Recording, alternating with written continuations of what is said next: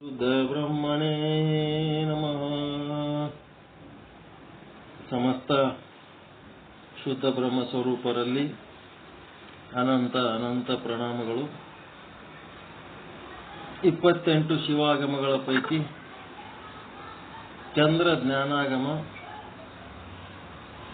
ಇದಕ್ಕ ಏನಂದ್ರ ಲಿಂಗವಂತ ಪಾಶುಪತ ಧರ್ಮ ಅಂತಾರೆ. ಇದಕ್ಕೆ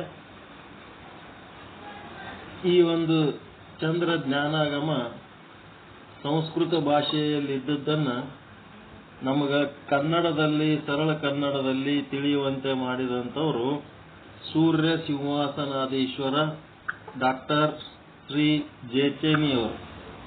ಜೇಚೇನಿಯವರ ಗ್ರಂಥ. ಇದ್ರ ಮುನ್ನುಡಿ ಅವೆಲ್ಲ ನಾವು ಸಾಂದರ್ಭಿಕವಾಗಿ ಮುಂದೆ ಓದ್ಕೊತ ಹೋಗೋಣ. ಇವತ್ತ ಪಟಲಗಳು ಇವತ್ತು ಬರ್ತಾವ. ಅಲ್ಲಿ ಹೆಂಗ,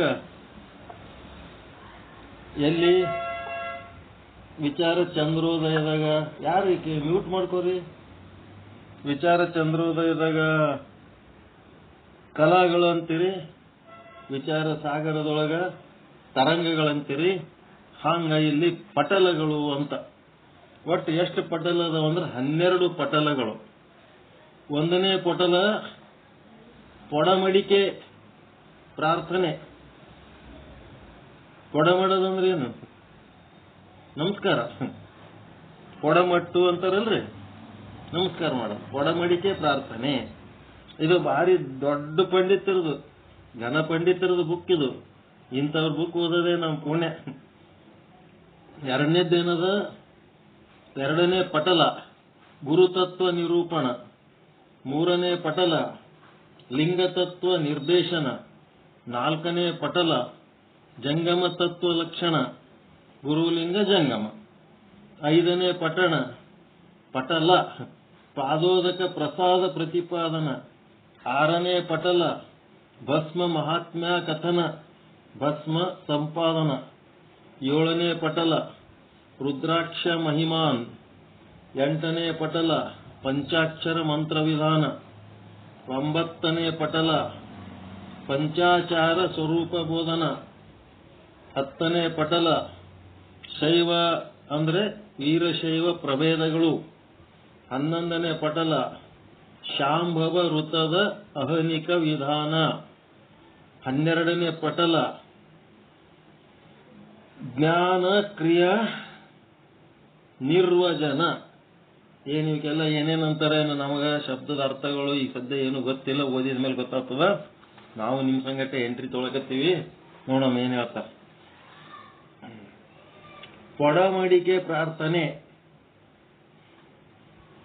ಇದು ಯಾರು ಚರ್ಚೆ ಮಾಡ್ಯಾರಪ್ಪ ಈ ಗ್ರಂಥ? ಚಂದ್ರ ಜ್ಞಾನಾಗಮ ಅನ್ನಂತ ಗ್ರಂಥದೊಳಗ ಒಬ್ಬ ಗುರು, ಒಬ್ಬ ಶಿಷ್ಯ ಇರ್ಬೇಕಲ್ಲ. ಬ್ರಹ್ಮ ವಿಷ್ಣು ರುದ್ರ ಅಂತೇಳಿ ತ್ರಿಮೂರ್ತಿಗಳು ಏನದಾರಲ್ಲ, ಅದ್ರಾಗ ರುದ್ರದೇವರು ಇದ್ರದ್ದು ಗುರುಗಳು. ಶಿಷ್ಯ ಯಾರು? ಬೃಹಸ್ಪತಿ, ದೇವತೆಗಳ ಒಡೆಯ. ಗುರು ದೇವತೆಗಳ ಒಡೆಯ ಇಂದ್ರ. ದೇವತೆಗಳ ಒಡೆಯ ಇಂದ್ರ, ದೇವತೆಗಳ ಗುರು ಬೃಹಸ್ಪತಿ. ರಾಕ್ಷಸರ ಗುರು ಶುಕ್ರಾಚಾರ್ಯ. ರಾಕ್ಷಸರ ಒಡೆಯ ವಿರೋಚನ. ವಿರೋಚನ ಮತ್ತ ಇಂದ್ರ. ಶುಕ್ರಾಚಾರ್ಯ ಮತ್ತು ಬೃಹಸ್ಪತಿ ಇವರೆಲ್ಲ ಇಂಪಾರ್ಟೆಂಟ್ ಪೋಸ್ಟ್ಗಳು.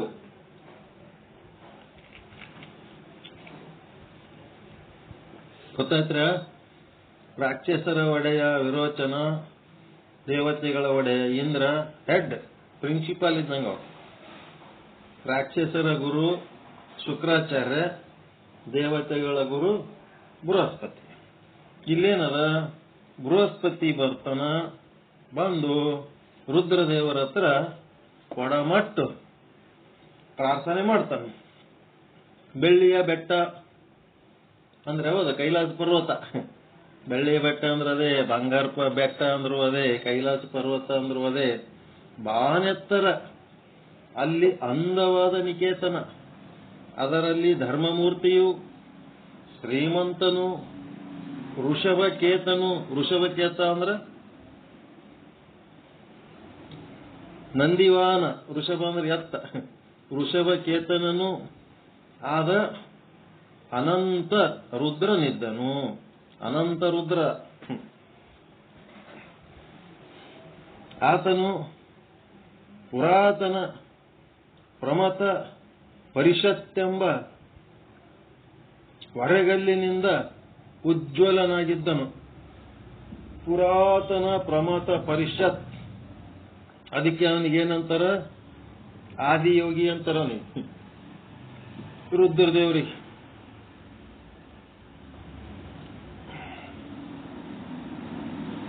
ಮತ್ತ ಇನ್ನ ಒಂದೇನಂದ್ರ, ಪುರಾತ ಅಂತಂದ್ರ ಅದು ಒಬ್ಬ ಋಷಿ ಹೆಸರು.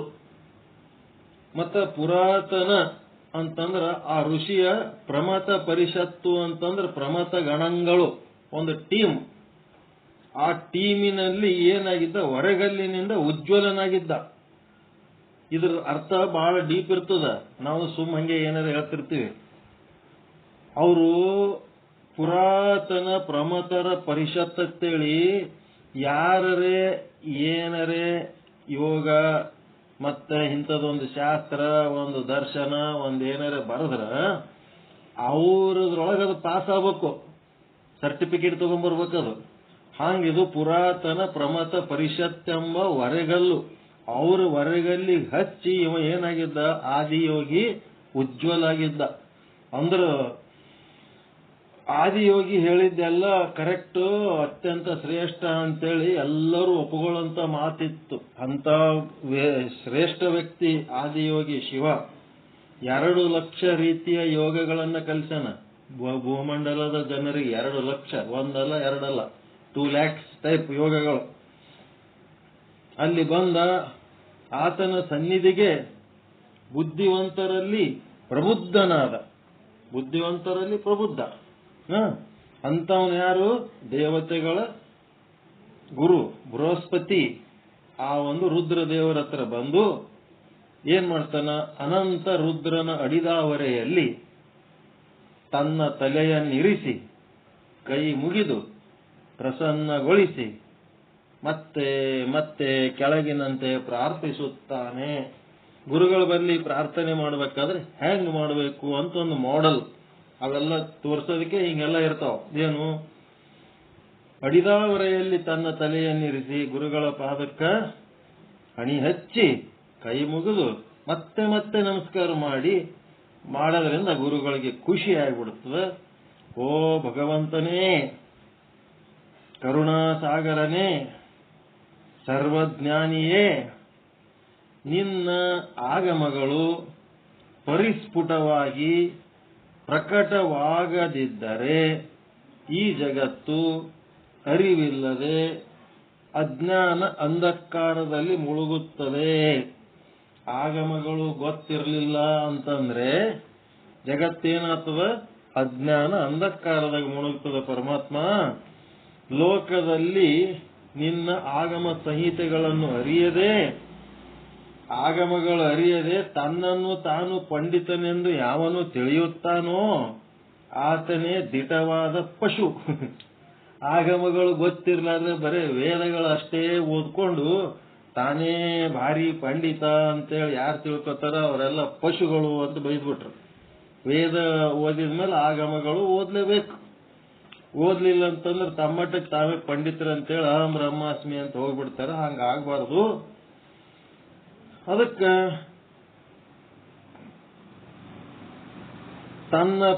ತನ್ನನ್ನು ತಾನು ಆಗಮ ಸಂಹಿತೆಗಳನ್ನು ಅರಿಯದೆ ತನ್ನನ್ನು ತಾನು ಯಾರು ಪಂಡಿತನೆಂದು ತಿಳಿಯುತ್ತಾನೆ ಆತನೇ ದಿಟವಾದ ಪಶು. ಆತನಿಗೆ ಅದೇ ಪಾಶವಾಗಿ ಪರಿಣಮಿಸುತ್ತದೆ. ಆಗಮ ಪ್ರಜ್ಞೆಯೇ ಅಚ್ಚ ಅರಿವು.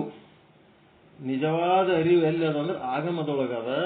ಅಖಂಡ ಪ್ರಜ್ಞೆ ಅದ, ಅದುವೇ ಪತಿ ಪ್ರಜ್ಞೆ. ಪತಿ ಪ್ರಜ್ಞೆ ಅದು, ಗಂಡು ಪ್ರಜ್ಞೆ ಅದದು ಆಗಮಗಳಲ್ಲಿರೋದು.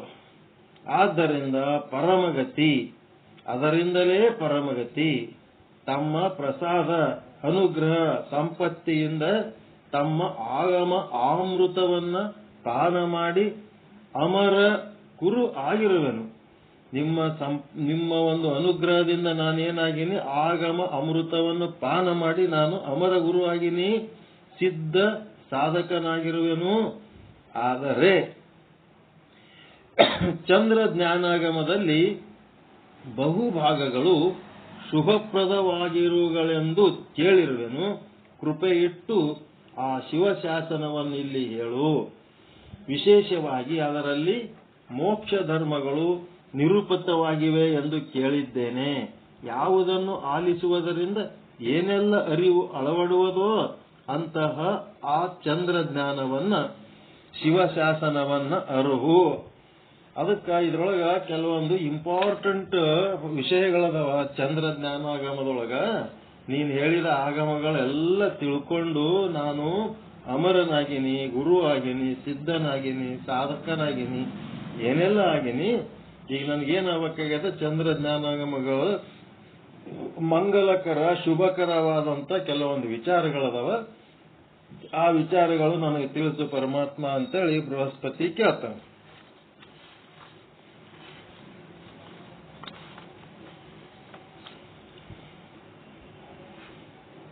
ನಾವಿಷ್ಕೃತಾಶ್ಚೇದ್ಭವತಾ ಸ್ಫುಟ ಮಾಗಮ ಸಂಹಿತಾ ಜಗತ್ ಕಿಲಾಂಧತಾಮಿಶ್ರೇ ನಿಮಜ್ಜೇದ್ ಜ್ಞಾನವರ್ಜಿತಂ ಅವಿಜ್ಞಾಯೈವ ಯೋ ಲೋಕೆ ಭವದಾಗಮ ಸಂಹಿತಾ ವಿಪಶ್ಚಿದಂ ಸ್ವಂ ಮನುತೆ ನ ತಸ್ಮಾದ್ವಿದ್ಯತೆ ಪಶು. ಇದ್ರದ್ದು ಏನು ಅರ್ಥ ಹೇಳ್ತಾರಂತಂದ್ರೆ, ಚಂದ್ರ ಜ್ಞಾನಾಗಮದ ಈ ಮಾತುಗಳು ಮನನೀಯವಾಗಿವೆ. ಬರೀ ಶ್ರವಣ ಮಾಡಿ ಬಿಡೋದಲ್ಲಿದು, ಮನನ ಮಾಡಬೇಕು, ಇದನ್ನ ಸರಿಯಾಗಿ ತಿಳ್ಕೋಬೇಕು. ಇದರ ಅರ್ಥ ಏನು? ಆಗಮ ಪ್ರಜ್ಞೆಯೇ ಅಧಿಕ್ಯ ಅಂತೇಳಿ ಉಗ್ಗಡಿಸಿದೆ ಈ ಶ್ಲೋಕ. ಬರೇ ವೇದದ ಪ್ರಜ್ಞೆ ಅಷ್ಟೇ ಅಲ್ಲ, ಆಗಮದ ಪ್ರಜ್ಞೆ ಅದಕ್ಕಿಂತ ಅಧಿಕವಾದದ್ದು ಇದು ಪ್ರಜ್ಞೆ. ಅದಕ್ಕೆ ಬಸವಣ್ಣವರು ವೇದಗಳಿಗೆ ಹೊರೆ ಕಟ್ಟುವೆ ಅಂತಂದ್ರೆ ಅದರ ಅರ್ಥ ಏನು? ಆ ವೇದಗಳಿಗಿಂತ ಈ ಆಗಮಗಳು ಶ್ರೇಷ್ಠ ಅದಾವ ಅನ್ನೋ ಮಾತಿನಾಗ ಅವ್ರು ಹೇಳ್ಯಾರ. ವೇದಗಳಿಗೆ ವಿರುದ್ಧ ಮಾಡತ್ತ ಹೇಳ್ಯಾರ. ಅದಕ್ಕೆ ಆಗಮ ಸಂಹಿತೆಗಳೇ ಇವು ಶ್ರೇಷ್ಠ ಅದಾವ ಅಂತೇಳಿ ಉಗ್ಗಡಿಸಿವೆ. ಜಾಗತಿಕ ಜ್ಯೋತಿಗಳೆಂದು ಬಣ್ಣಿಸಿವೆ. ಜಾಗತಿಕ ಜ್ಯೋತಿಗಳು ಯಾವುವು? 28 ಶಿವಾಗಮಗಳು. ಮತ್ತೆ ಜಗಜ್ಯೋತಿಗಳು 28 ಶಿವಾಗಮಗಳು.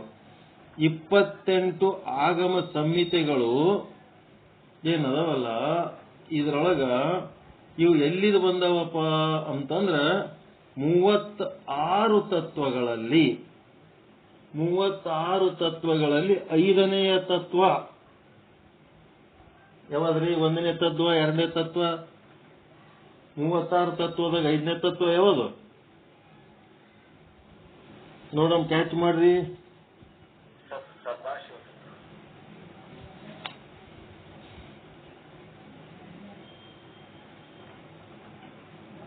ಮೂವತ್ತಾರು ತತ್ವಗಳಲ್ಲಿ ಶುದ್ಧ ವಿದ್ಯೆ 5ನೇ ತತ್ವ ಶುದ್ಧ ವಿದ್ಯೆ ಅಂತ ನೋಡ್ರಿ. ಶುದ್ಧ ವಿದ್ಯೆ, ಶುದ್ಧ ಅಶುದ್ಧ, ಶುದ್ಧ ಅಶುದ್ಧ ಹಿಂಗೇನ ಬರ್ತಾವ ನೋಡ್ರಿ ಅವು. ಮಿಶ್ರ, ಶುದ್ಧ, ಅಶುದ್ಧ. ಆ 36ರಾಗ ಇದು 5ನೇದಂತಿದು ಶುದ್ಧ ವಿದ್ಯೆ. ಶುದ್ಧ ವಿದ್ಯಾ ತತ್ವ, ಮಾಯಾ ತತ್ವ.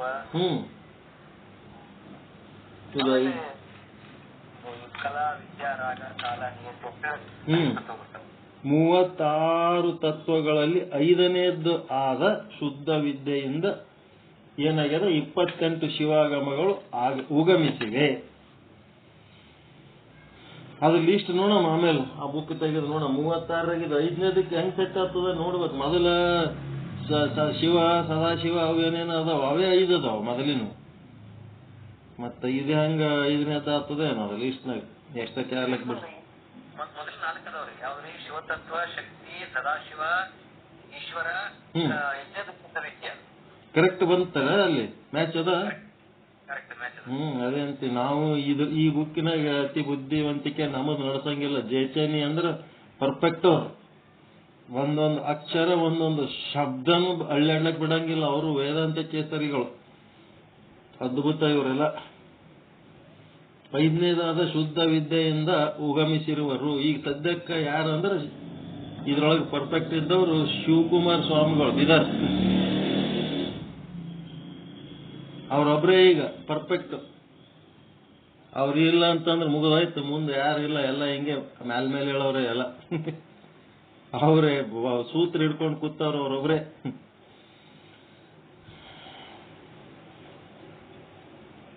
ಅದಕ್ಕೆ ಶುದ್ಧ ವಿದ್ಯೆಯಿಂದ ಉಗಮಿಸಿರುವವು, ಸ್ವಯಂ ಸರ್ವಜ್ಞಾನದಿಂದ ಕೂಡಿವೆ. ಅವೇನದವ? ಸ್ವಯಂ ಸರ್ವಜ್ಞಾನ, ಎಲ್ಲ ವಿಷಯ ಅದರೊಳಗೆ ಆದ. ಆದ್ದರಿಂದ ಆಗಮಗಳ ಅರಿವೇ ಅರಿವು. ಅವನ್ನು ಅರಿಯದೆ ಬೇರೆ ಏನನ್ನು ಅರಿತರೂ ಅದು ಅರಿವಲ್ಲ. ಅರಿತವನು ಪಂಡಿತನಲ್ಲ. ಏನು ವಾಕ್ಯ ನೋಡ್ರಿ. ಆಗಮಗಳನ್ನು ಅರಿಯದೆ ಬೇರೆ ಏನನ್ನು ಅರಿತರೂ ಅದು ಅರಿವಲ್ಲ. ಅರಿತವನು ಬೇರೆ ಏನನ್ನು, ಆಗಮಗಳು ಬಿಟ್ಟು ಬೇರೆ ಏನೇ ಅರಿತಿದ್ದನು ಅಂದ್ರೆ ಅವ ಪಂಡಿತನಲ್ಲ. ಅವನು ಏನಂತ ಹೇಳ್ಯಾರ? ಪಶು ಅಂತ ಹೇಳ್ಯಾರ. ಆಗಮ ಜ್ಞಾನ ಇರ್ಲಾರ್ದು ಬೇರೆ ಏನೇ ತಿಳ್ಕೊಂಡಿದ್ನಂತಂದ್ರು ಅವ ಪಂಡಿತ ಅಲ್ಲ, ಅವನೊಬ್ಬ ಪಶು. ಯಾರು ಹೇಳ್ಯಾರ? ಜಯಚನ್ನಿ ಅವ್ರು ಹೇಳ್ಯಾರ, ನಾವ್ ಹೇಳಿಲ್ಲ. ಏನ್ ಮಾಡ್ಬೇಕ್ರಿ ಈಗ ನಾವು? ಎಂತ ಪರಿ ಹೇಳಕತ್ತಾರಲ್ಲ ಇವರು, ಭಾರಿ ಸ್ಟ್ರಾಂಗ್ ಮಾತುಗಳು. ಅದಕ್ಕೆ ಅವುಗಳಲ್ಲಿ ಚಂದ್ರ ಜ್ಞಾನಾಗಮ ಪ್ರಜ್ಞೆ ಬಹಳ ಮುಖ್ಯವಾದದ್ದು, ವಿಶಿಷ್ಟ ಮೋಕ್ಷ ಧರ್ಮವುಳ್ಳದ್ದು. ಅದನ್ನು ಅಳವಡಿಸಿಕೊಂಡರೆ ಉಳಿದೆಲ್ಲ ಅರಿವುಗಳು ಅಳವಡುವವು. ಅದರಿಂದಾಗಿ ಅದನ್ನು ಅರ್ಹು ಎಂದು ಬೃಹಸ್ಪತಿಯು ಬೇಡುವನು. ಬೃಹಸ್ಪತಿ ಚಂದ್ರ ಜ್ಞಾನಾಗಮವನ್ನೇ ಅರಿವು ಅಂತ ಕೇಳಕತ್ತನ. ಅದಕ್ಕೆ ಈ ಚಂದ್ರ ಜ್ಞಾನಾಗಮದ ಅರಿವೇ ನಿಜವಾದ ಅರಿವು ಅಂತ ಹೇಳಕತ್ತಾರ. ಅದಕ್ಕೆ ಅನಂತ ರುದ್ರನು, ರುದ್ರ ಏನ್ ಮಾಡದ? ಅನಂತ ರುದ್ರ ಅಂತಃಕರಣದಿಂದ ಕೂಡಿ ಹೀಗೆ ಹೇಳುವನು. ಏನಂತ? ಪಶು ಪಾಶ ಪತಿ ಪರಾಮರೈ. ಪಶು ಡ್ಯಾಶ್ ಪಾಶ ಡ್ಯಾಶ್ ಪತಿ ಬರೆದು ಪರಾಮರೈ. ಪರಾಮರೈ ಅಂದ್ರೆ ಪರಾಮರ್ಶೆ ಮಾಡಮು, ಹೇಳ್ತೀನಿ ಕೇಳು ಅಂತ. ಈ ಚಂದ್ರ ಜ್ಞಾನಾಗಮದೊಳಗ ಪಶು ಪಾಶ ಪತಿ ಇವು ಮೂರದವ.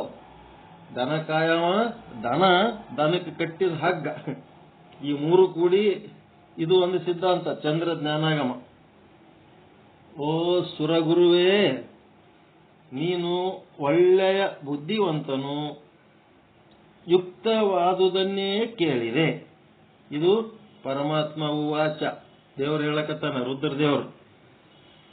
ಸ್ಥಿರಚಿತ್ತನಾಗಿ ಕೇಳು, ನಿನ್ನಿಷ್ಟದಂತೆ ಶಿವಶಾಸನವನ್ನು ಹೇಳುವನು. ಹೇಳ್ತೀನಿ ಕೇಳಪ್ಪ. ಬ್ರಹ್ಮಾದ್ಯ ಸ್ಥಾವರಾಂತಶ್ಚ ದೇವದೇವಸ್ಯ ಶೂಲಿನಃ ಪಶವಃ ಪರಿಕೀರ್ತ್ಯಂತೆ ಸಂಸಾರ ವಶವರ್ತಿನಃ ತೇಷಾಂ ಪತಿನ್ವಾದ್ವಿಶ್ವೇಶಃ ಶಿವಃ ಪಶುಪತಿಃ ಸ್ಮೃತಂ ಮಲಯಾದಿಭಿಃ ಪಾಶೈ ಸ ಭಗ್ನಾತಿ ಪಶೂನ್ ಪತಿ ಸ ಏವ ಮೋಚಕಸ್ತೇಷಾಂ ಭಕ್ತ್ಯಾಂ ಸಮ್ಯಗುಪಾಸಿತ. ಏನಿದ್ರ ಅರ್ಥ ಅಂದ್ರ, ಪಶುಪತಿ ಪಾಶಗಳ ಪರಾಮರ್ಶೆ, ಪಶು ಪಾಶ ಪತಿಗಳ ಪರಾಮರ್ಶೆ ಇಲ್ಲಿ ನಡೆದಿದೆ. ಪಶು ಪದ, ಪಶು ಎನ್ನುವ ಪದ, ಈಗ ಅದು ಅಂತೀರಿ ನೋಡ್ರಿ, ಯಾವುದು ತ್ವಮ್ ಪದ ತತ್ ಪದ ಅಂತ ಹೆಂಗಂತೀರಿ, ಇಲ್ಲಿ ಪಶು ಅಂತ ಪದ ಅದಲ್ಲ, ಇಲ್ಲಿ ಇದು ವಾಚ್ಯವಲ್ಲ, ಇದು ಒಂದು ಸೂಚ್ಯ. ಅದು ವಾಚ್ಯ ಅಲ್ಲ, ಅದು ಸೂಚ್ಯ. ಏನು ಸೂಚ್ಯ? ಪಶು ಅಂದ ಕೂಡ್ಲೇನೆ ನಾವೇನ್ ತಿಳ್ಕೊತೀವಿ? 4 ಕಾಲಿನ ಪ್ರಾಣಿ ಅಂತ ತಿಳ್ಕೊತೀವಿ. 4 ಕಾಲುಳ್ಳ ಪಶುಗಳೇ ಪಶುಗಳು ಅಲ್ಲ. 4 ಕಾಲಿರೋ ಪ್ರಾಣಿಗಳಿಗೆ ನಾವು ಪಶು ಅಂತೀವಿ, ಅವಕ್ಕೆ ಪಶು ಅನ್ಬೇಡ್ರಿ. ಮತ್ ಯಾವಕ್ಕೆ ಪಶು ಅನ್ಬೇಕಂದ್ರ ಮಾಯಾ ಸಂಸಾರದ ವಶರಾದ ಬ್ರಹ್ಮಾದಿ ಸ್ಥಾವರಾಂತವಾದವುಗಳೆಲ್ಲ ಪಶುಗಳು.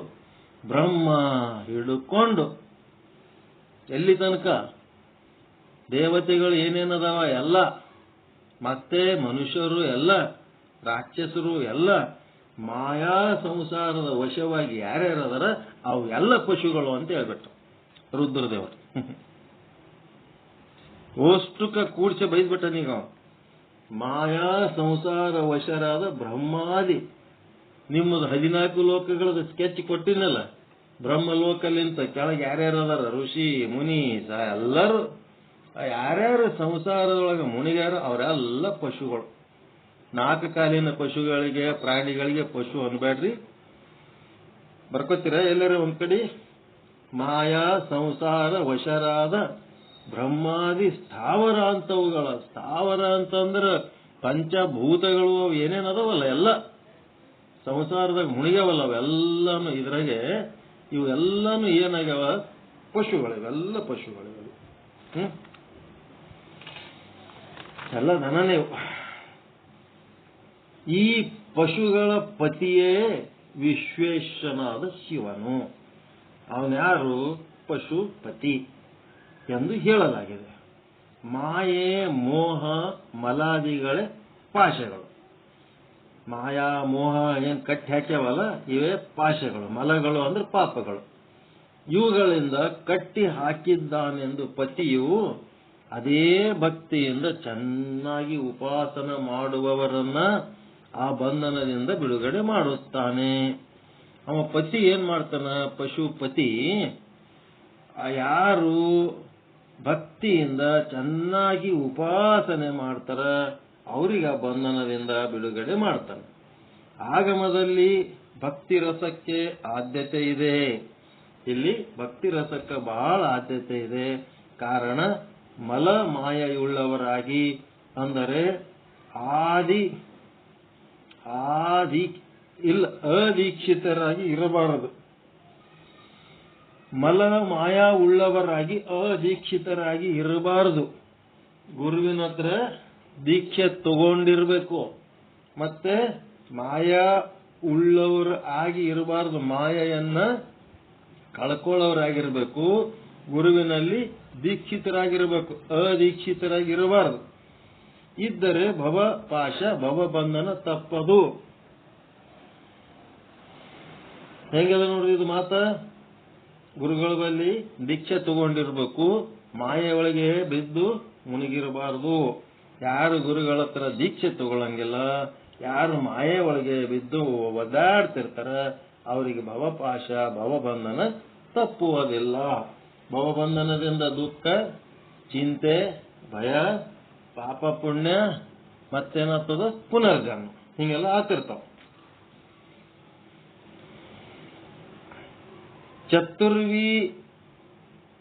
ಚತುರ್ವಿಂಶತಿ ತತ್ವಾನಿ ಮಾಯಾ ಕರ್ಮ ಗುಣ ಆಮಿ ವಿಷಯ ಇತಿ ಕಥ್ಯಂತೆ ಪಾಶಾ ಜೀವ ನಿಬಂಧನ ಬ್ರಹ್ಮಾದಿ ಸ್ತಂಭ ಪರ್ಯಂತಾನ್ ಪಶೂನ್ ಬದ್ವಾ ಮಹೇಶ್ವರ ಪಾಶೈರೇತೈವ ಪತಿರ್ದೇವ ಕಾರ್ಯಂ ಕಾರಯತಿ ಸ್ವಕ್ವಂ. ಏನಂದ್ರ 24 ತತ್ವಗಳ ಮಾಯಾ ಕರ್ಮ ಗುಣಗಳಿಂದ ಕೂಡಿ ಅಶುದ್ಧಗಳಾಗಿವೆ. ಅಶುದ್ಧ ತತ್ವಗಳಂತದವು ನೋಡ್ರಿ ಅಲ್ಲಿ. ಶುದ್ಧ ತತ್ವ, ಮಿಶ್ರ ತತ್ವ, ಅಶುದ್ಧ ತತ್ವ. ಆ 24 ತತ್ವಗಳೇನದವ, ಅಶುದ್ಧ ತತ್ವಗಳೇನದವಲ್ಲ ಅವು ಮಾಯಾ ಕರ್ಮ ಗುಣಗಳಿಂದ ಕೂಡ್ಯಾವ. ಇವುಗಳನ್ನು ವಿಷಯಗಳೆಂದು ಜೀವಬಂಧನ ಪಾಶಗಳೆಂದು ಹೇಳಲಾಗುತ್ತದೆ. 36 ತತ್ವಗಳನ್ನು ಹಿಡ್ಕೊಂಡು ಹೊಂಟಾರ ಇವರು ಸೂತ್ರ. ಚಂದ್ರ ಜ್ಞಾನಾಗಮದಾಗ 36 ತತ್ವ ಪರ್ಫೆಕ್ಟ್ ಮಾಡಿ ಕೈ ಬಿಡ್ತಾರ. ಇದು ನೋಡಿದ್ರೆ ಹಂಗೆ ಅನ್ಸ್ಲಕತ್ತದ ನನಗೆ. ಮಹೇಶ್ವರನು ಬ್ರಹ್ಮಾದಿ ಸ್ತಂಭ ಪರ್ಯಂತ ಇರುವ ಪಶುಗಳನ್ನು 24 ಪಾಶಗಳಿಂದ ಬಂಧಿಸಿ ತಾನು ಪತಿಯಾಗಿ ಕಾರ್ಯವನ್ನ ಮಾಡಿಸುತ್ತಾನೆ. ಏನಿವು 24 ತತ್ವಗಳಂತಂದ್ರ 36 ತತ್ವಗಳು ಲೀಸ್ಟ್ ಕೊಟ್ಟಾರ. ಇಲ್ಲಿ 36 ತತ್ವಗಳಲ್ಲಿ ಮೊದಲನೇದು ಶಿವ, ಎರಡನೇದು ಶಕ್ತಿ, ಮೂರನೇದು ಸದಾಶಿವ, ನಾಲ್ಕನೇದು ಈಶ್ವರ, ಐದನೇದು ಶುದ್ಧ ವಿದ್ಯೆ. ಇವು 5 ಶುದ್ಧಾದ್ವ ತತ್ವಗಳು, ಶುದ್ಧ ಅಧ್ವ ತತ್ವಗಳು, ಶ್ರೇಷ್ಠ ತತ್ವಗಳಂತ. ಮಾಯೆ, ಕಲಾ ಇವು ಏನು ಅಶುದ್ಧ. ಮಾಯೆ, ಕಲಾ, ಅಶುದ್ಧ ವಿದ್ಯೆ. ಮಾಯೆ, ಕಲಾ, ಅಶುದ್ಧ ವಿದ್ಯೆ, ರಾಗ, ಕಾಲ, ನಿಯತಿ, ಪುರುಷ. ಇವೇನು ಮಾಯೆ, ಕಲಾ, ಅಶುದ್ಧ ವಿದ್ಯೆ, 3 ರಾಗ, ಕಾಲ, ನಿಯತಿ, ಪುರುಷ. ಇವು 7 ಶುದ್ಧ ಅದ್ವ ತತ್ವಗಳು. ಶುದ್ಧಾದ್ವ ತತ್ವಗಳು. ಏನೆಲ್ಲ ಹಿಂಗೆ ಅಂತ ಇಲ್ಲಿ ಅಂತ ಶಬ್ದ ಪ್ರಿಂಟ್ ಆಗಿಲ್ಲ, ಅದು ಅಂತ ತಿಳ್ಕೊಬೇಕೇನೋ.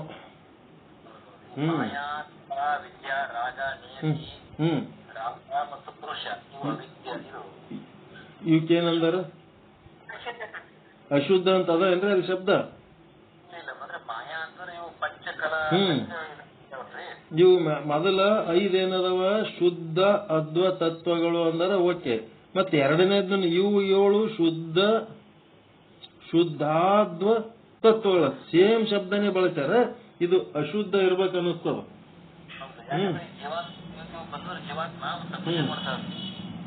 ಕುಚಿತಗೊಂಡು ಅವನಲ್ಲಿ ಏನ ಸರ್ವಜ್ಞತ್ವ ಹೋಗ್ಬಿಡುತ್ತಲ್ರಿ, ಅದಕ್ಕೆ ಈ ಪಂಚಕಲಾ ತತ್ವಗಳು ಅಶುದ್ಧ. ಇಲ್ಲಿ ಏನಾಗ್ಯದ, ಅಶುದ್ಧ ತತ್ವ ಇಲ್ಲಿ ಶುದ್ಧ ತತ್ವಗಳದವ. ಇಲ್ಲಿ ತಪ್ಪಾಗ್ಯದ. ಇದು ಈ ಶಬ್ದ ನಾವು ತಿದ್ದುಪಡಿ ಮಾಡಬೇಕು. ಶುದ್ಧ ತತ್ವಗಳು ಇದು ಪ್ರಿಂಟ್ ಆಗ ತಪ್ಪಾಗ್ಯದ. ಶುದ್ಧ ಮತ್ತು ಅಶುದ್ಧ ಎರಡು ಮಿಕ್ಸ್ ಅದ. 7 ಶುದ್ಧ ಹಿಂಗ್ ಬರ್ಕೋಬೇಕಿದು. ಮೊದಲಿನ 5 ಶಿವ, ಶಕ್ತಿ, ಸದಾಶಿವ, ಈಶ್ವರ ಅಂದ್ರೆ ಬ್ರಾಕೆಟ್ನಾಗ ಮಹೇಶ್ವರ, ಮತ್ತ ಶುದ್ಧ ವಿದ್ಯೆ. ಏನೇನು ಬರ್ಕೊಂಡ್ರೆ ಒಂದ್ ಕಡೆ ಶಿವ, ಶಕ್ತಿ, ಸದಾಶಿವ. ಶಿವ 1ನೇದ್ದು, 2ನೇದ್ದು ಶಕ್ತಿ, 3ನೇದ್ದು ಸದಾಶಿವ, 4ನೇದ್ದು ಈಶ್ವರ, ಬ್ರಾಕೆಟಿನೊಳಗ ಮಹೇಶ್ವರ ಅಂತ ಬರಿಬೇಕು. 5ನೇದ್ದು ಶುದ್ಧ ವಿದ್ಯೆ. ಇವು 5 ಏನಪ್ಪಾ ಅಂದ್ರೆ ಶುದ್ಧ ತತ್ವಗಳು.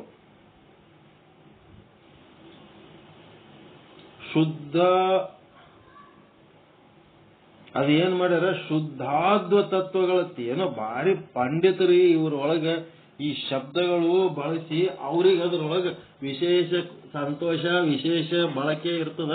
ನಮಗ ಅಷ್ಟು ಡೀಪ್ ಬೇಕಾಗಿಲ್ಲ. ಇವೇನದಾವ ಶುದ್ಧ ತತ್ವಗಳತ್ತ ತಿಳ್ಕೊಂಬಿಡ್ರಿ, ಬಹಳ ಡೀಪ್ ಬೇಕಾಗಿಲ್ಲ. 5 ಶುದ್ಧ ತತ್ವಗಳು ಅವ್ರು ಬರ್ದಾರಲ್ರಿ ಕಾಶಿ ಗುರುಗಳು. ಶುದ್ಧ ಅದ್ವಾಗಿ ಇಂಥವೇನು ಬಳಸ್ಲಕ್ ಹೋಗಿಲ್ಲ ಅವ್ರು. ಶುದ್ಧ ತತ್ವ ಅಂದ್ಬಿಟ್ಟಾರ ಸರಳ ಪ್ರವಚನ ಪ್ರಭೆ ಒಳಗ. ಸರಳ ಮಾಡ್ಯಾರ ಅವರು. ಇವರು ಎಲ್ಲ ಕೊಕ್ಕಿ, ಇವ್ರದೆಲ್ಲ ಓದೋದು ಬಹಳ ಕಷ್ಟ. ಇವರು ಇನ್ನ 7 ಬರ್ಕೋಬೇಕು. ಯಾವ ಮಾಯಾ, ಕಲಹ, ಅಶುದ್ಧ ತತ್ವ, ಅಶುದ್ಧ ವಿದ್ಯೆ ಅಂತ. ಮಾಯಾ, ಕಲಾ, ಅಶುದ್ಧ ವಿದ್ಯೆ, ರಾಗ, ಕಾಲ, ನಿಯತಿ, ಪುರುಷ. ಎಷ್ಟು 7 ಅದು ಇವು? ಮಾಯಾ, ಕಲಾ, ಅಶುದ್ಧ ವಿದ್ಯೆ, ರಾಗ, ಕಾಲ, ನಿಯತಿ, 6 ಪುರುಷ. ಇವು 7 ಶುದ್ಧ ತತ್ವಗಳು ಅಂತ ಬರ್ಕೊಂಡ್ಬಿಡ್ರಿ.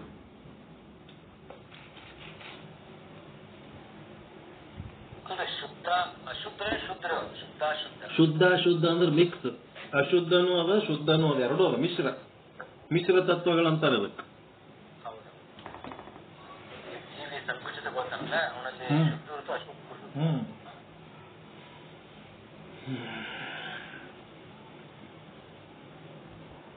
ಒಂದು ಶುದ್ಧ, ಒಂದು ಮಿಶ್ರ, ಒಂದು ಅಶುದ್ಧ. ಇದಕ್ಕೆ ಮಿಶ್ರ ತತ್ವನೂ ಅಂತಾರೆ. ಇದಕ್ಕೆ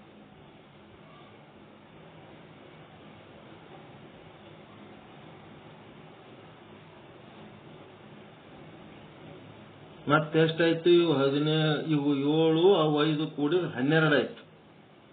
12 ಆದ್ಮೇಲೆ ಈಗ ಒಂದು ಲಿಸ್ಟ್ ಅದ, 24ರದ ಲಿಸ್ಟ್ ಅದ. ಏನೇನದ ಬರ್ಕೋರಿ, 24 ಆತಾವಿಲ್ಲ ನೋಡ್ರಿ. ಈಗ 12 ಆಗ್ಯಾವ, ಒಟ್ಟು 36 ಅದಕ್ಕಲ್ಲ. 36 ಅಂದ್ರೆ ಈಗ 24 ಮಾಡ್ಕೋಬೇಕು. 1 2 3 4 5 6 7 8 9 10 11 12 ಏನ್ ಬರ್ಕೋತೀರಿ ಬರ್ಕೊಳ್ರಿ.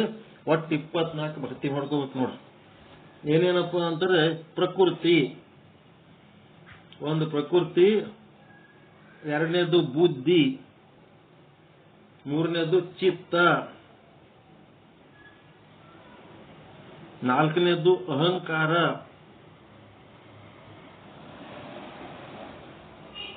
ಐದನೇದು ಕರ್ಮೇಂದ್ರಿಯ. ಕರ್ಮೇಂದ್ರಿಯ ಅಂತಂದ್ರೆ 5 ಹಾಕ್ಬೇಕಾದ್ರಾಗ ಏನೇನ್ ಕರ್ಮೇಂದ್ರಿಯಗಳು? ಸೀರಿಯಲ್ ನಂಬರ್ 1 ವಾಕ್, ಪಾಣಿ, ಪಾದ, ಪಾಯು, ಉಪಸ್ಥ. ಅವೆಲ್ಲ ಸೀರಿಯಲ್ ಪ್ರಕಾರ ಹಾಕೋಬೇಕು. ಕರ್ಮೇಂದ್ರಿಯಗಳು 5. ಮುಂದೆ ಜ್ಞಾನೇಂದ್ರಿಯಗಳು 5: ಕಣ್ಣು, ಕಿವಿ, ಮೂಗು, ನಾಲಿಗೆ, ಚರ್ಮ.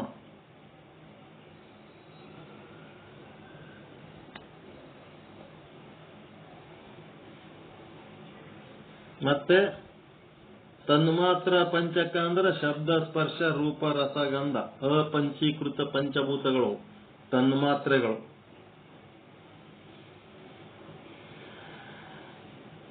ತನ್ಮಾತ್ರ ಪಂಚಕ. ಮತ್ತೆ ಮಹಾಭೂತಗಳು, ಪಂಚಮಹಾಭೂತಗಳು: ಪೃಥ್ವಿ, ಜಲ, ಅಗ್ನಿ, ವಾಯು, ಆಕಾಶ. ಒಟ್ಟು 24 ಅದು ಇಲ್ಲ ನೋಡ್ರಿ.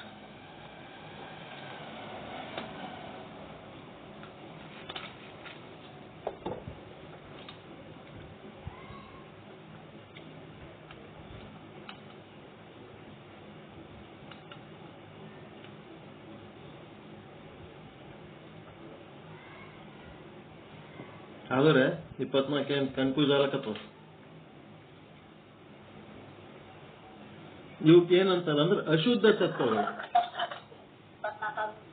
ಆದರೆ ಪ್ರಕೃತಿ 1, ಬುದ್ಧಿ 2, ಚಿತ್ತ 3, ಅಹಂಕಾರ 4, ವಾಕ್, ಪಾಣಿ, ಪಾದ, ಪಾಯು, ಉಪಸ್ಥ ಇವು 5, ಅವು 4, 9 ಅದು. ಜ್ಞಾನೇಂದ್ರಿಯಗಳು 5: ಕಣ್ಣು, ಕಿವಿ, ಮೂಗು, ನಾಲಿಗೆ, ಚರ್ಮ.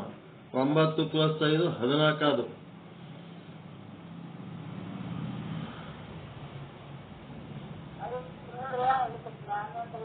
ಹತ್ತು 14 ಅದು. 14 ಆದ್ಮೇಲೆ ಪಂಚ ತನ್ಮಾತ್ರಗಳು ಅಂತಂದ್ರ ಶಬ್ದ, ಸ್ಪರ್ಶ, ರೂಪ, ರಸ, ಗಂಧ 19 ಆಯ್ತು. ಮಹಾವಿಭೂತಗಳು ಅವು 5, ಅದು ಅಲ್ಲ 24: ಪೃಥ್ವಿ, ಜಲ, ಅಗ್ನಿ, ವಾಯು, ಆಕಾಶ. ಇದು ಸ್ಟ್ಯಾಂಡರ್ಡ್ ಲಿಸ್ಟ್. ಇದ್ರ ಆಗಮದೊಳಗೆ ಏನ್ ಹೇಳ್ತಾರ, ಇದೇ ಪಕ್ಕ 36 ತತ್ವಗಳು. ಒಂದೊಂದ್ರಾಗ ಒಬ್ಬೊಬ್ರು ಒಂದೊಂದ್ ತರ ಬರೆದಿರ್ತಾರ. ಬಟ್ ಆಗಮಗಳು ಆ ಕೆಳಗಿನ ಗ್ರಂಥಗಳು, ಸಿದ್ಧಾಂತ ಶಿಖಾಮಣಿ ಇರ್ಬೋದು, ವಚನ ಸಾಹಿತ್ಯ ಇರ್ಬೋದು, ಅವು ಏನಿದ್ರು ಇದ್ರ ಕೆಳಗೆ ಬರ್ತಾವ, ಅಂಡರ್ ದಿ ಶಿವಾಗಮ. ಹಿಂಗಾಗಿ ಶಿವಾಗಮದೊಳಗೆ ಏನ್ ಹೇಳಿರ್ತಾರ ಅದು ಅಥೆಂಟಿಕ್ ನಮಗೆ. ಹಿಂಗಾಗಿ 36 ತತ್ವ ಅಂದ್ರೆ ಈ 36 ತತ್ವಗಳ ಲಿಸ್ಟ್ ನಿಮ್ಮಲ್ಲಿ ಇರಬೇಕು. ಇದರೊಳಗೆ ಬ್ರಹ್ಮಾಂಡ, ಪಿಂಡಾಂಡ ಎಲ್ಲ ತುಂಬಿ ತುಳುಕ್ತದೆ. ಇವು 36 ತತ್ವ ಬಿಟ್ಟು 37ನೇ ತತ್ವ ಈ ಜಗತ್ತಿನಾಗಿಲ್ಲ. ಅಂತ ಲಿಸ್ಟ್ ಅದ ಇದು. ಮಹೇಶನ ಆಜ್ಞೆಯಂತೆ, ಯಾರು? ಈಶ್ವರನ ಆಜ್ಞೆಯಂತೆ. ಮಹೇಶ ಅಂತ ಬರ್ಕೊಂಡಿರಲ್ಲ, ಈಶ್ವರನ. ಪುರುಷನಿಗೆ ಉಚಿತವಾದ ಪ್ರಕೃತಿ ಮತ್ತು ಪ್ರಕೃತಿಯಿಂದ ಬುದ್ಧಿ, ಬುದ್ಧಿಯಿಂದ ಅಹಂಕಾರ, ಅಹಂಕಾರದಿಂದ ದಶೇಂದ್ರಿಯಗಳಿಂದ ತನ್ಮಾತ್ರ ಪಂಚಕ, ತನ್ಮಾತ್ರ ಪಂಚಕಗಳಿಂದ ಪಂಚಭೂತಗಳು ಮೈದೋರುವವು. ಮಹೇಶ ಅಂದ್ರ ಈಶ್ವರ. ಆ ಈಶ್ವರನ ಆಜ್ಞೆಯಿಂದ ನೀವೇನು ಕರ್ಮ ಮಾಡ್ತೀರಿ, ಮಾಡಿದ ಕರ್ಮ ಎಲ್ಲ ಈಶ್ವರ ಹೋಗಿ ಮುಟ್ತವ ಮಹೇಶಗ. ಅವನ್ ಬಲ್ಲಿ ಧರಣಿಯ ಮೇಲೊಬ್ಬ ಹಿರಿದಪ್ಪ ಅಂಗಡಿಯ ನಿಕ್ಕಿ ಕುಳಿತಿರ್ದ ನೋಡ ನಮ್ಮ ಮಹಾದೇವ ಶೆಟ್ಟಿ ಅಂತ. ಆ ಈಶ್ವರ ಶೆಟ್ಟಿ ಕುತ್ತನ ಆಣಿಯ ಸೋಲ ಕಾಣಿಯ ಗೆಲ್ಲ ಒಂದು ಚೂರು ಫರಕ್ ಆಗ್ಲಾರ್ದಂಗ ಅವರವ್ರ ಕರ್ಮಕ್ಕೆ ತಕ್ಕಂತೆ ಏನ್ ಕೊಡ್ತಾನ? ಪ್ರಕೃತಿ. ಪುರುಷನಿಗೆ ಉಚಿತವಾದ ಪ್ರಕೃತಿ ಅಂದ್ರೆ ಏನು? ಅವರವರ ಕರ್ಮಗಳಿಗೆ ತಕ್ಕಂತೆ ಸೂಕ್ತವಾದಂತ ಶರೀರ, ಶರೀರದ ಭೋಗ, ಮತ್ತೇನ್ ಕೊಡ್ತಾನೆ? ಆಯುಷ್ಯ. ಇವೆಲ್ಲ ಕೊಡ್ತಾನೆ. ಇದೆಲ್ಲ ಪ್ರಕೃತಿ ಒಳಗೆ ಬರ್ತವೆ. ಪುರುಷನಿಗೆ ಉಚಿತವಾದ ಪ್ರಕೃತಿ, ಪ್ರಕೃತಿಯಿಂದ ಬುದ್ಧಿ, ಬುದ್ಧಿಯಿಂದ ಅಹಂಕಾರ, ಅಹಂಕಾರದಿಂದ ದಶೇಂದ್ರಿಯ, ದಶೇಂದ್ರಿಯಗಳಿಂದ ತನ್ಮಾತ್ರ ಪಂಚಕ, ತನ್ಮಾತ್ರ ಪಂಚಕಗಳಿಂದ ಮಹಾಭೂತಗಳು ಮೈದೋರುವವು. ಇದೆಲ್ಲ ಆಗ್ಬೇಕಾದ್ರೆ ಇದಕ್ಕೆಲ್ಲ ಯಾರ ಆಜ್ಞೆ? ಮಹೇಶನ ಆಜ್ಞೆ, ಈಶ್ವರನ ಆಜ್ಞೆ. ಸಮಷ್ಟಿ ಅಂತೇನದಲ್ಲ ಅವನ ಆಜ್ಞೆ ಪ್ರಕಾರ ವ್ಯಷ್ಟಿಗೆ ಏನೇನ್ ಸಿಗಬೇಕು ಅದು ಸಮಷ್ಟಿಲಿಂದ ಸಿಗ್ತದ. ಆ ಸಮಷ್ಟಿ ಮಹೇಶನ ಆಜ್ಞೆಯಿಂದ ಇವೆಲ್ಲ ಸಿಗ್ತಾವ. ಇದು ಹೇಳಕ್ ಬರ್ತದ ನಿಮ್ಗ. ಉಚಿತ ಪುರುಷನಿಗೆ ಉಚಿತವಾದ ಪ್ರಕೃತಿ ಅಂದ್ರೆ ಅವರವ್ರ ಕರ್ಮಗಳಿಗೆ ತಕ್ಕಂತೆ ದೇಹ ಮತ್ತೆ ಭೋಗ ಮತ್ತೆ ಆಯುಷ್ಯ. 84 ಲಕ್ಷ ಜೀವರಾಶಿಗಳ ಪೈಕಿ ಒಂದು ದೇಹ. ಆ ದೇಹ ಎಷ್ಟು ದಿವಸ ಬದುಕಬೇಕು, ಏನೇನು ಭೋಗಿಸ್ಬೇಕು, ಎಲ್ಲ ಫಿಕ್ಸ್ ಅದು. ಅದ್ರಾಗೇನು ಚೇಂಜಸ್ ಇಲ್ಲ. ಆ ಉಚಿತವಾದ ದೇಹ ಕೊಟ್ಟ ಮೇಲೆ ಆ ಪ್ರಕೃತಿಯಿಂದ ಬುದ್ಧಿ, ಅಂತ ದೇಹ ಅಂತ ಮನಸ್ಸು. ಹೌದಾ ಇಲ್ಲ? Sound mind in sound body ಅಂತ ಮನಸ್ಸು. ಆ ಬುದ್ಧಿಯಲ್ಲಿ ಒಂದು ಅಹಂಕಾರ, ಇಗೋಯಿಸ್ಟಿಕ್, ಇಗೋ ನಾನು ಅನ್ನೋದೊಂದು ಆ ಬುದ್ಧಿಗೆ ತಕ್ಕಂತೆ ಒಂದು ಅಹಂಕಾರ. ಆ ಅಹಂಕಾರದಿಂದ ದಶೇಂದ್ರಿಯಗಳು ಅಂದ್ರೆ ಜ್ಞಾನೇಂದ್ರಿಯಗಳು ಮತ್ತು ಕರ್ಮೇಂದ್ರಿಯಗಳು. ಅದಾದ್ಮೇಲೆ ಇಂದ್ರಿಯಗಳು ಇದ್ಮೇಲೆ ಮತ್ತೆ ವಿಷಯಗಳು ಬೇಕಲ್ಲ ಅದಕ್ಕೆ ತನ್ಮಾತ್ರ ಪಂಚಕಗಳು, ಶಬ್ದ ಸ್ಪರ್ಶ ರೂಪ ರಸ ಗಂಧಗಳು. ಈ ರೀತಿ ತನ್ಮಾತ್ರ ಪಂಚಕಗಳಿಂದ ಮಹಾಭೂತಗಳು ಎಲ್ಲ ನೀವು ಗಾಳಿ, ನೀರ, ಭೂಮಿ ಏನೇನ ಭೋಗಿಸ್ಲಕತ್ತಿರಲ್ಲ ಅವೆಲ್ಲ ಆ ಈಶ್ವರನ ಆಜ್ಞೆಯಿಂದ ಜೀವರುಗಳು ಭೋಗಿಸ್ಲಕತ್ತಾರ. ಪಂಚ ಮಹಾಭೂತಗಳು ಈ ರೀತಿ ಮೈದೋರುತ್ತವೆ. ಇದರ ಮುಂದಿನ ಭಾಗ ನಾಳೆ ಕಂಟಿನ್ಯೂ ಮಾಡೋಣ.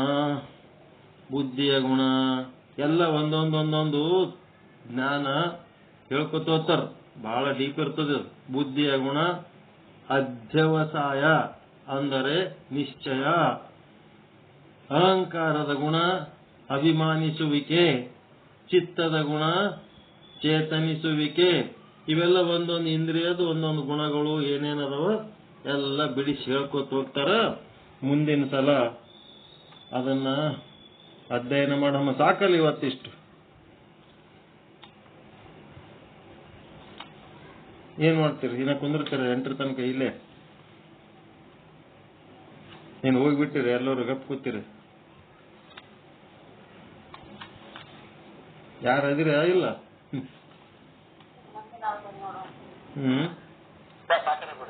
ಸಾಕ್. ಆಮೇಲೆ ಇದು ಪೆನ್ನ ಕಾಪಿ ತಗೊಂಡು ಬರಿಬೇಕ್ರಿ. ಇದು ಮ್ಯಾಥಮೆಟಿಕ್ಸ್ ಇದ್ದಂಗೆ ಅದು ನೋಡ್ರಿ. ಇದು ಪ್ರತಿಯೊಂದು ವಾಕ್ಯಗಳು ಡೆಫಿನೇಷನ್ಸ್ ಅದಾವ. ಈಗ ಬುದ್ಧಿಯ ಗುಣ ಅದು ಏನ್ ಮಾಡ್ತದ, ಚಿತ್ತ ಏನ್ ಮಾಡ್ತದ, ಯಾವ ಯಾವ ಇಂದ್ರಿಯಗಳು ಏನೇನ್ ಮಾಡ್ತವ ಎಲ್ಲಾನು ಇದ್ರಾಗ ಲೀಸ್ಟ್ ಪ್ರಕಾರ ಹೇಳ್ಯಾರ. ಶಾಸ್ತ್ರೀಯವಾಗಿ ಪೆನ್ನ ಕಾಪಿ ಇಟ್ಕೊಂಡು ಬರ್ಕೋತ ಹೋಗ್ಬೇಕಿದು. ಪರಮಾನಂದ ಪ್ರಾಪ್ತಿ ಭವ, ಸರ್ವ ದುಃಖ ನಿವೃತ್ತಿ ಭವ, ಇಷ್ಟಾರ್ಥ ಸಿದ್ಧಿರಸ್ತು, ಯಶಸ್ವಿ ಭವ ಯಶಸ್ವಿ ಭವ. ಜೈ ಶುದ್ಧ ಬ್ರಹ್ಮ, ಜೈ ಜೈ ಶುದ್ಧ ಬ್ರಹ್ಮ. ಓಂ ಶಾಂತಿ ಶಾಂತಿ ಶಾಂತಿ. ಶರಣು ಶರಣಾರ್ಥಿ, ಶರಣು ಶರಣಾರ್ಥಿ. ಮತ್ತೆ ರಾತ್ರಿ 8:30 ಸೇರೋಣ ಎಲ್ಲರೂ. ಎಲ್ಲರಿಗೂ ಒಳ್ಳೇದಾಗ್ಲಿ. ಕೇಳ್ಬೇಕಂತ ಇಂಟ್ರೆಸ್ಟ್ ಬರ್ತದಲ್ರಿ ಇದು. ಭಾಳ ಇದನ್ನ ವಾರದಾಗ 2 ಸಲ ತಗೊಂಡ್ರು ಪರವಾಗಿಲ್ಲ ರೀ. ಒಂದಿನ ತಗೊಂಡ್ರೆ ಸಾಕು. ಶುಕ್ರವಾರ ಕರೆಕ್ಟ್ 2 ತಾಸ ಪಕ್ಕ ಸಿಕ್ತಂತಂದ್ರ ಭಾಳ ದೊಡ್ಡದಿಲ್ಲ ಬುಕ್ ಅದು. ಎಷ್ಟದ?